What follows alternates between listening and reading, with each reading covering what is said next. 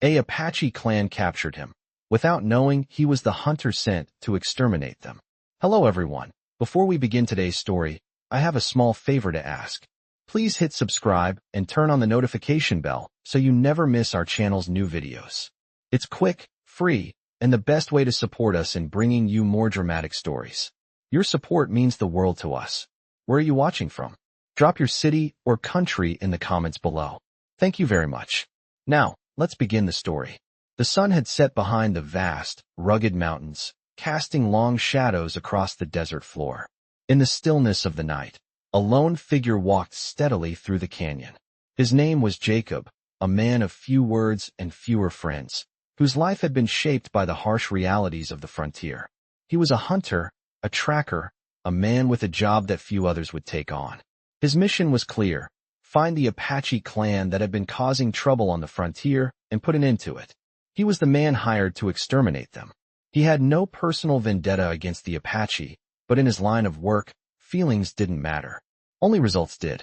For years, Jacob had lived alone, drifting from job to job, never staying in one place long enough to form any real connections. He kept his distance from the world, from people, and from emotions.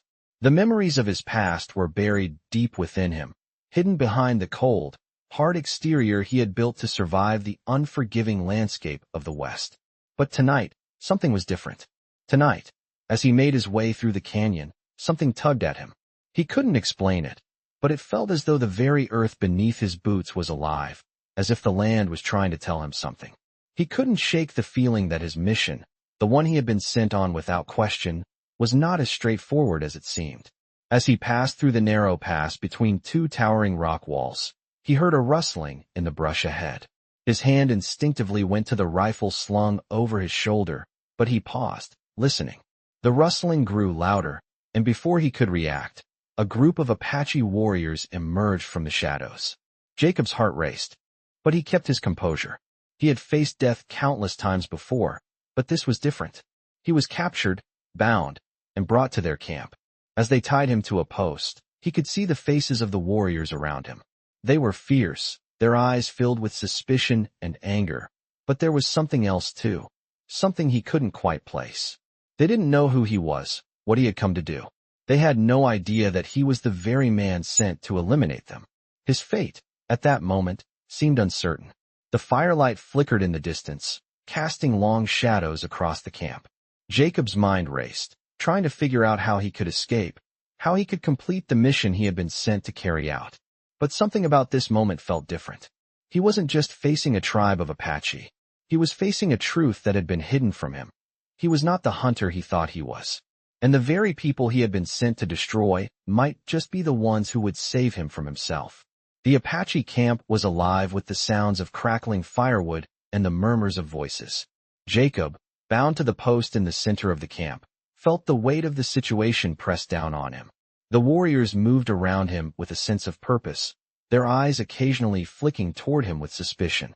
They had no idea who he was, and that was both a blessing and a curse. He couldn't afford to let them discover the truth about his mission. His heart raced as he watched the scene unfold before him. He had expected to be killed, but instead, they had merely captured him. Was it because they didn't know who he was, or was there something else at play here? The leader of the group, a tall, imposing figure with a scar running down his cheek, approached Jacob. His eyes were steady and calculating, but there was no malice in his gaze. Instead, there was something curious. The man stopped in front of Jacob, and for a long moment, the two locked eyes. Jacob's mind raced.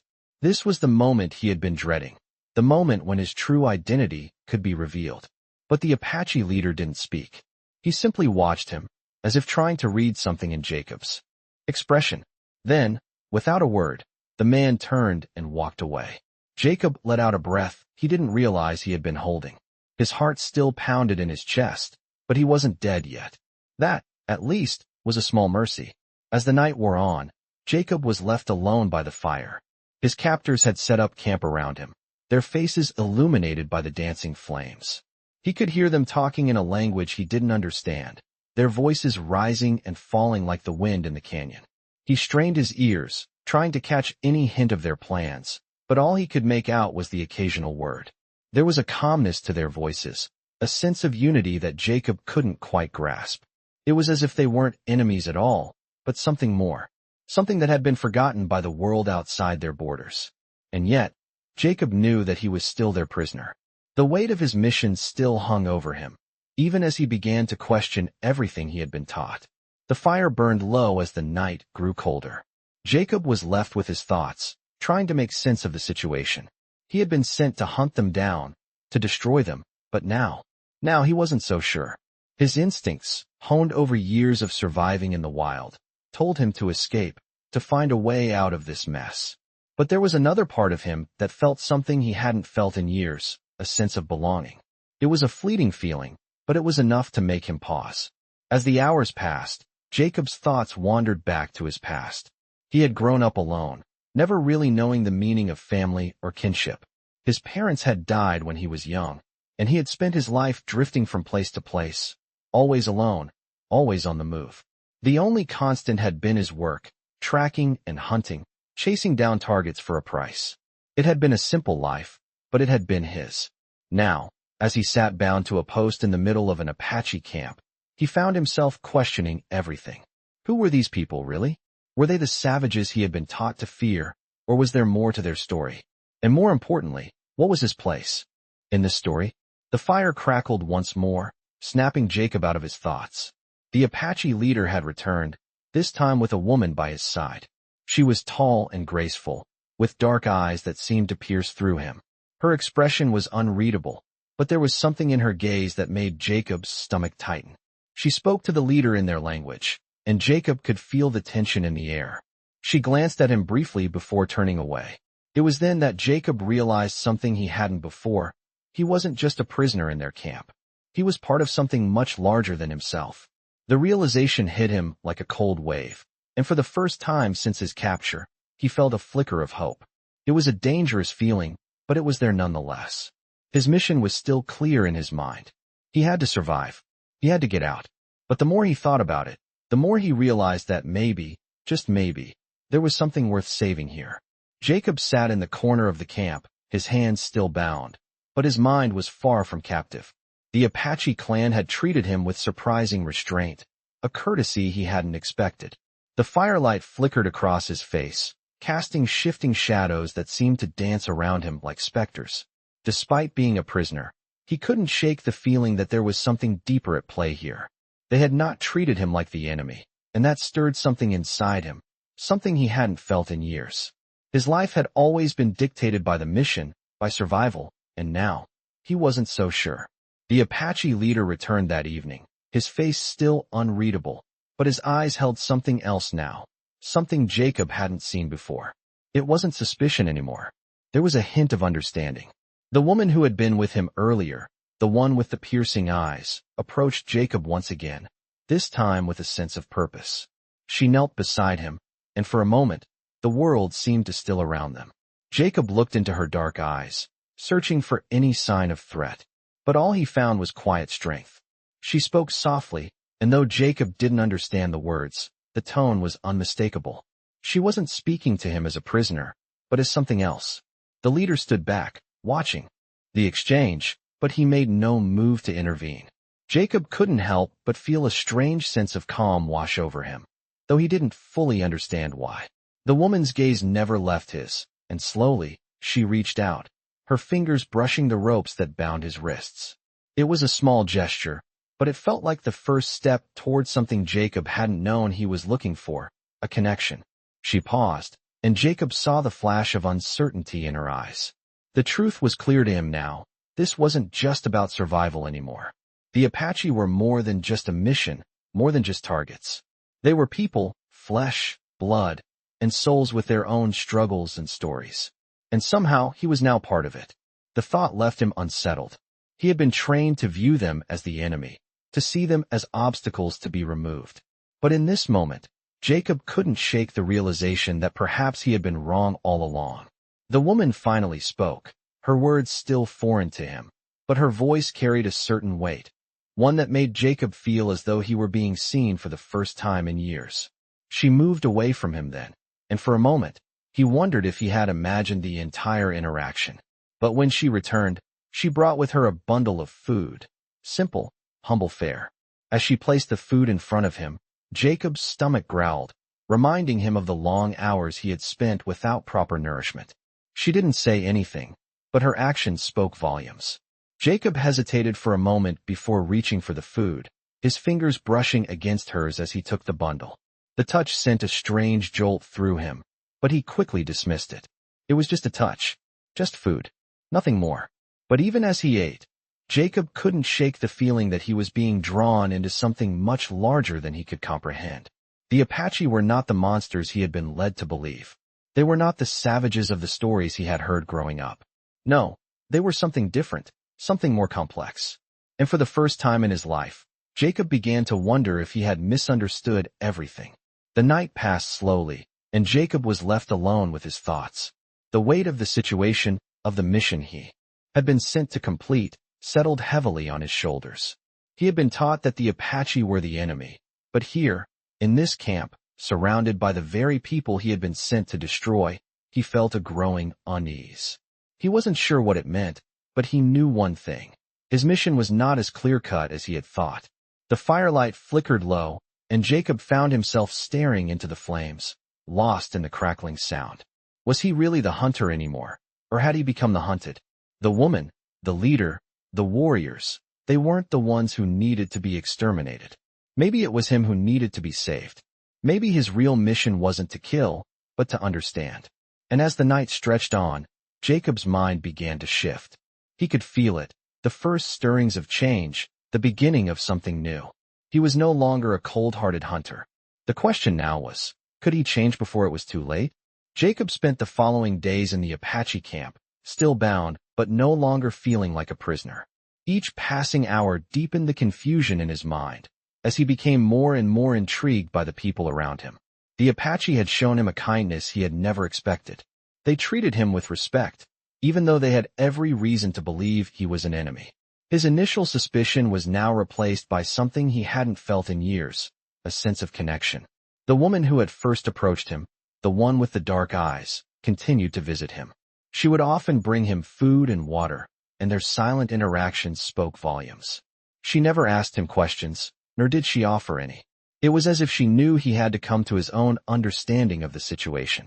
One evening, as the sun began to set and the camp settled into its usual rhythm, the woman came to him again. This time, she didn't bring food. Instead, she placed a small bundle of herbs in his hands.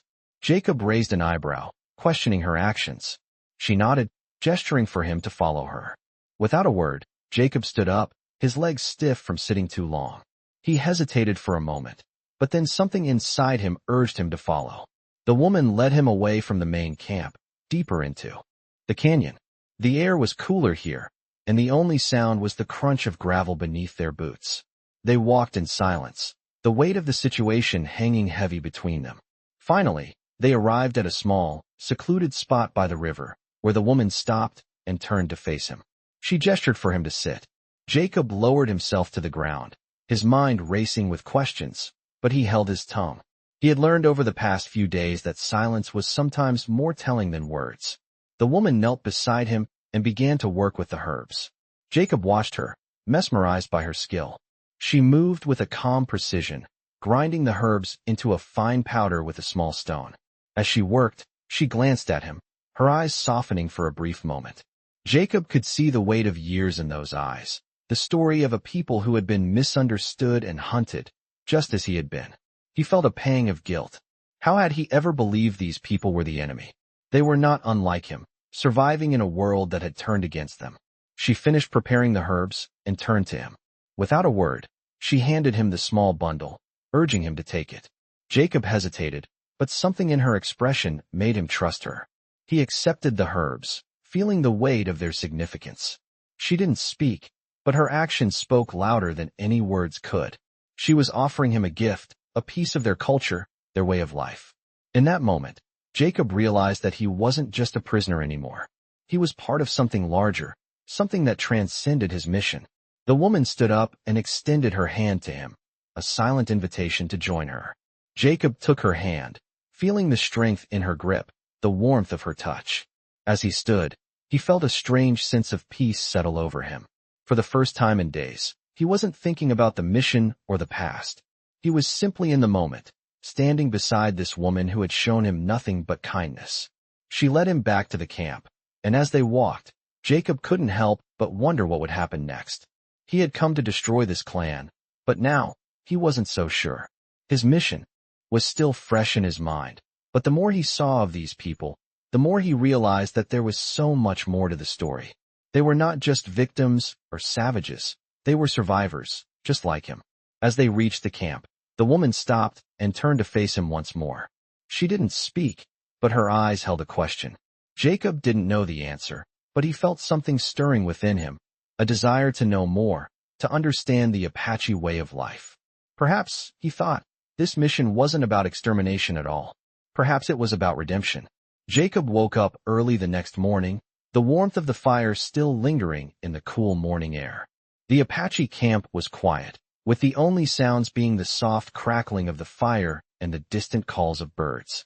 He could see the smoke rising from the cooking fires, the smell of roasting meat filling the air. For a moment, he almost forgot where he was, his mind still clouded by the events of the previous day.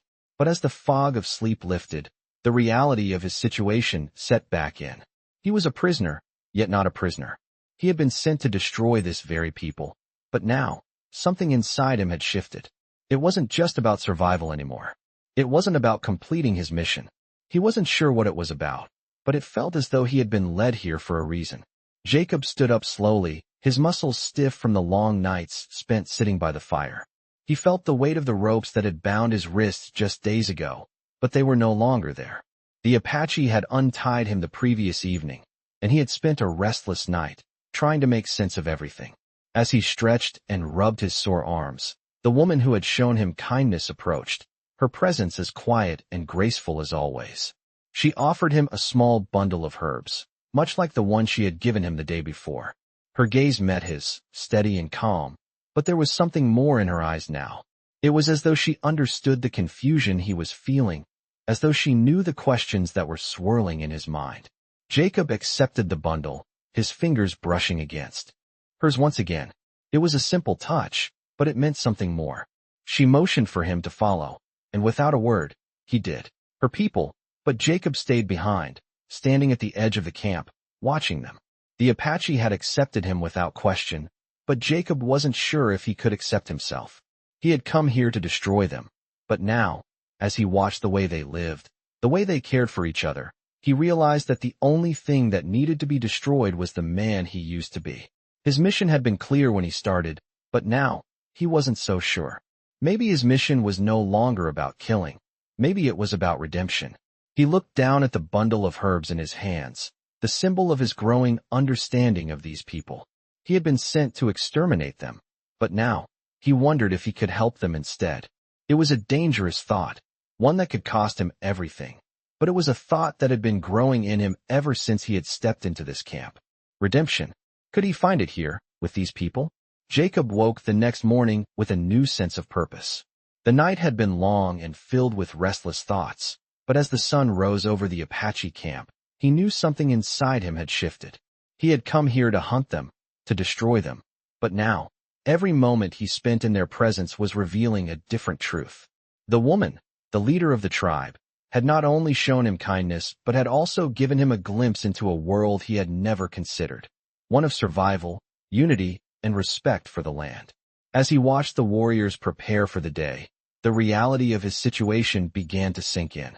He had been living in a lie taught to him by those who saw the Apache as nothing more than obstacles to be erased. But now, in the company of these people, Jacob felt something he hadn't felt in years: doubt. He stood by the fire, watching the tribe go about their morning rituals. They moved with purpose, each person playing their part, and Jacob couldn't help but marvel at the connection they had to one another and to the earth. These were not the savages he had been led to believe they were. They were people who had found a way to live in harmony with the land, who had endured hardship and loss, but never gave up on their way of life. As Jacob stood there, lost in his thoughts, the woman approached once more. She didn't speak at first, just offered him a small bundle of food, as she had done the day before. Jacob took it, his fingers brushing hers once again, and for the first time, he didn't feel like a stranger. He felt like part of something. She gestured for him to follow, and without hesitation, he did. They walked together, deeper into the canyon, away from the camp and the bustling noise of the warriors. The further they went, the more Jacob felt the weight of the land around him. The canyon walls towered above them, their jagged peaks stretching into the sky, as if guarding the secrets of the earth itself. The woman led him to a secluded spot near a stream, where the sound of the water rushing over the rocks was the only noise to be heard. She motioned for him to sit, and Jacob obeyed, feeling the cool breeze against his skin. The air here felt different, cleaner, as if the land itself was offering him solace. As the woman sat across from him, Jacob found himself searching her face, trying to understand what had brought him here. She had saved him, not just from the physical dangers of the desert, but from the man he had become. She had shown him that there was more to life than survival, that there was something worth fighting for, something beyond the mission he had been given. She looked at him then, her eyes steady and calm, and Jacob realized that she was waiting for him to speak. He had questions, so many questions, but there was something about her presence that made him hesitant to voice them. She had a way of making him feel as though he already knew the answers, if only he could accept them. Finally, after what seemed like an eternity of silence, Jacob spoke. "Why did you save me?" he asked, his voice raw with emotion. The woman's gaze softened, and for a moment, Jacob saw something behind her eyes that he had never seen before, a vulnerability, a depth of understanding that transcended language. She didn't answer immediately, but instead reached into the pouch she carried and pulled out a small piece of leather. It was worn, old, and clearly weathered by time. She held it out to Jacob, and as he took it in his hands, he realized it was a necklace, a symbol of her people. She gestured to him, asking him to put it on. Hesitantly, Jacob did, feeling the weight of it around his neck. The woman watched him with a steady gaze, and in that moment, Jacob understood. She had saved him because he was not just a hunter. He was a man who could change, a man who could learn. He had been sent to destroy her people, but now, she had given him the chance to be something else, to be part of something greater than himself. The necklace was more than just a token. It was a symbol of trust, of understanding, and of redemption. As Jacob stood there, the weight of the necklace around his neck felt like the weight of his past, of everything he had done, and everything he could still become. He had been sent to destroy them, but now, for the first time, he wanted to protect them. The realization hit him hard, but it was a realization that felt right, a realization that felt like freedom. He wasn't just a killer anymore. He wasn't just a hunter. He was a man who had a choice, and for the first time in years, he was ready to make it. Jacob woke the next day with the weight of the necklace still around his neck, a constant reminder of the decision he had made. As he stood in the middle of the Apache camp, he couldn't help but feel the stirrings of something deep inside him. A shift in perspective, a change in who he thought he was. He had come here to destroy, to hunt. But now, as he looked around at the faces of the people he had once viewed as enemies, he saw something different. These people were survivors, just like him, bound by the same need to survive, the same desire to protect what was theirs. He had been sent to wipe them out. But now, for the first time, he saw them as they truly were. Human beings, with hopes, dreams, and fears just like anyone else. The woman, the leader of the clan, had given him a gift of trust, and with that gift came a responsibility. She had shown him that there was more to life than just surviving. There was community, there was purpose, and there was a connection to something bigger than himself. Jacob had never been one to think about such things. He had been raised on the idea of doing whatever it took to survive, to complete the mission, no matter the cost. But now, as he stood in this camp, surrounded by the people he had once been sent to destroy, he realized that his mission had been a lie. The true mission was to learn, to understand, and to redeem himself. The Apache camp was quiet that morning, the warriors and their families going about their business. Jacob stood off to the side, still unsure of his place in all of this. He had been accepted into their world, but he didn't yet know how to be part of it. The woman who had shown him kindness approached him again, her expression calm, but unreadable. She motioned for him to follow, and once again, he did. They walked together, away from the camp, into the quiet of the canyon. As they walked, Jacob found himself lost in thought, his mind racing with the possibilities of what he could do next. The path ahead was unclear, But for the first time in a long time, he didn't feel lost. The woman led him to a secluded part of the canyon, where a small stream flowed gently through the rocks. She knelt by the water, dipping her hands into the cool stream, and Jacob followed her lead, kneeling beside her. For a moment, neither of them spoke, the only sound the soft rush of the water. It was a peaceful moment, one that Jacob had never expected to find in a world that had always been about violence and survival. The woman glanced at him, her dark eyes meeting his, and for the first time, Jacob felt a sense of understanding between them. She had shown him that there was more to life than the fight, that there was peace to be found in the simplest of moments. As she reached for a small bundle of herbs, Jacob realized that this was not just about survival anymore. It was about something deeper. It was about healing. The woman handed him the bundle of herbs, and Jacob accepted them without hesitation. She didn't say anything, but her actions spoke volumes. He knew now that the path ahead wasn't just about survival or redemption. It was about helping these people, understanding their ways, and finding a way to protect them, not destroy them. As they sat by the stream, Jacob felt the weight of his past begin to lift. The hunter he had been, the man who had lived for the mission, was no longer the man who sat beside this woman, sharing a quiet moment by the water. He had changed, and he knew that change had only just begun. The Apache clan was not his enemy. They were his chance at redemption, his chance to make things right. As the sun rose higher in the sky, casting golden light over the canyon, Jacob made a silent vow.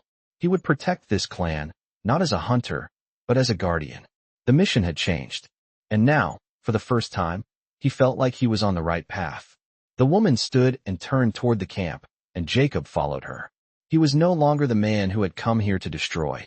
He was someone else now, someone who had been given a second chance, and he was determined not to waste it. Jacob had begun to settle into his new role within the Apache clan. The fire that once burned with the need for vengeance had been slowly replaced with something softer, a quiet resolve to protect, to learn, and to redeem himself. His days now consisted of more than just watching from the sidelines. He was part of the tribe, if not fully, then at least in spirit. The woman who had first shown him kindness, the leader of the clan, continued to guide him. She spoke little, but her actions were enough. Jacob had learned to read her silences, to understand what was needed, what was expected. Every day, she taught him something new about the ways of the Apache. Whether it was how to track in the wilderness, how to live off the land, or how to understand the subtle language of their rituals, Jacob soaked it all in. He was no longer just a prisoner of war. He had become a student, a protector, and a brother. The Apache saw him now not as a threat, but as a companion. His transformation had not been easy. The memories of his past, of the hunter he had once been, still haunted him, but they no longer defined him. As Jacob spent more time with the tribe, his doubts began to fade. He had been wrong about them. These people weren't the savages he had been taught to fear. They were survivors, warriors, yes, but also people with a deep respect for life, for family, and for the land. He had come to admire them, and in doing so, he had begun to respect himself in a way he never had before. But it was not just the Apache who had begun to change. Jacob found himself becoming a part of their world, not just in a physical sense, but emotionally as well. He had started to feel a connection to the land, to the people, to the rhythms of their daily lives. He was no longer just surviving. He was living. One day, as the clan prepared for a gathering, Jacob was summoned by the woman. She stood by the fire, her face illuminated by the flickering flames, her expression serious. Jacob knew that this was no ordinary request. She had something important to tell him. She motioned for him to come closer, and Jacob obeyed. Without a word, she handed him a bow and a quiver of arrows. He looked at her, puzzled. She nodded, encouraging him to take it. Jacob did, his fingers brushing against the smooth wood of the bow. It felt different in his hands, not like a weapon, but like an extension of himself. She gestured toward the trees, and Jacob followed her gaze. "You must prove yourself," she said quietly. "Not to us, but to yourself." Jacob's heart pounded in his chest. This was a test, but not one of skill. It was a test of his heart, his soul. For so long, he had been a man who relied on violence, on force. Now, he was being asked to prove that he had the courage to change, to embrace a different way. He didn't speak, but nodded in understanding. He took the bow and notched an arrow, the wood of the bow fitting perfectly in his grip. As he moved toward the trees, his body moved instinctively, as if the land itself was guiding him. He had been taught to track, to hunt, but now, for the first time, he understood that it was not just about the kill. It was about the respect for the hunt, for the balance of nature, for the interconnectedness of all things. Jacob moved quietly, his eyes scanning the trees, his senses heightened. The wind whispered through the leaves, and he followed its path. He moved with purpose, with intention, not as a hunter but as a part of the world around him. When he finally reached the clearing, he saw what he had been looking for. A deer, grazing peacefully under the shade of a large oak. Jacob drew his bow slowly, carefully, his eyes fixed on the animal. But as he aimed, something stopped him. He lowered the bow, watching the deer for a long moment. The urge to kill was gone. Instead, he felt a deep respect, a sense of gratitude for the life before him. He had learned something in the past few weeks, something he hadn't known he needed. He had learned how to live without violence, how to be a protector without being a predator. Jacob turned back toward the camp, the bow still in his hand, the quiver of arrows at his side. The woman was waiting for him by the fire, her eyes watching him closely. When he reached her, she said nothing, but her gaze told him everything. He had passed the test, not by killing, but by choosing to walk a different path. Jacob didn't need words to understand. He had found his redemption, not through violence, but through connection, through understanding, and through love, for the people, for the land, and for himself. Jacob stood at the edge of the Apache camp, the weight of his past finally feeling like a distant memory. The land, the people, and the experiences he had shared with them had transformed him. No longer was he a hunter, a man driven by the need to destroy. Now, he had become something different, something more. The path he had walked had not been an easy one, but it had been necessary.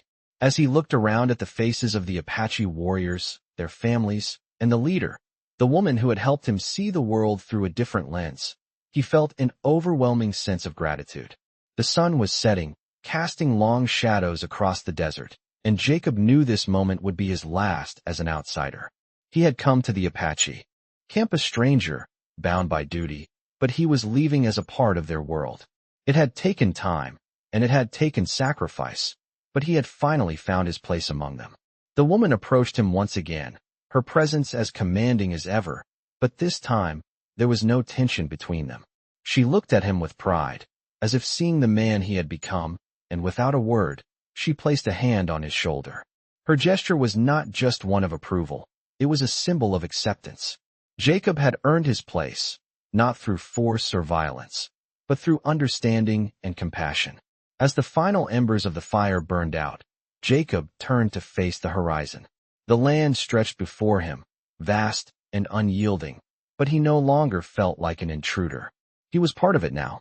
The Apache had accepted him, not as a conqueror, but as a brother.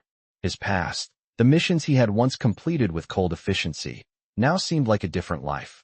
He had walked away from it, not in fear, but in search of something better. The mission he had been sent on had changed along the way. It was no longer about exterminating a people, but about understanding them. And in doing so, he had discovered the truest form of redemption. As he walked toward the group, he saw the faces of the warriors and their families, people who had once been nothing more than targets in his mind. But now, as he looked at them, he saw the strength in their eyes, the pride in their posture. They were not enemies. They were a family. Jacob had been given a second chance, and he knew he couldn't waste it. The woman, the leader, approached him one last time, and without saying a word, she handed him a small token, a simple bracelet made of leather and beads. It was the same kind of token that had been given to him when he first arrived, symbolizing trust and acceptance. He had earned it. He accepted it without hesitation, feeling the weight of it in his palm. He had found his purpose here, and it was no longer just about survival. It was about something more meaningful, protecting what was important, standing up for those who could not protect themselves, and living with honor. As the evening wore on, the camp settled into a peaceful rhythm. The Apache warriors sat around the fire, sharing stories and songs, while the families gathered to celebrate the unity they had forged. Jacob joined them, not as a stranger, but as one of them. For the first time in his life, He felt like he had found a place to belong. The past was behind him, and the future stretched out before him, full of possibilities. Jacob knew that he had found redemption, not just in the eyes of the Apache, but in his own heart. He had come to destroy them, but in the end, they had saved him. And that, he realized, was the truest form of redemption. As the stars filled the sky above, Jacob sat by the fire, surrounded by the people he had once been sent to destroy. He had learned that sometimes, the greatest enemies are not the ones we face on the outside, but the ones we face within ourselves. And as the flames flickered in the night, Jacob knew that he had finally found peace. The journey he had started with a mission to kill had ended with a mission to protect. And in doing so, he had found the one thing he had always been searching for, his true self.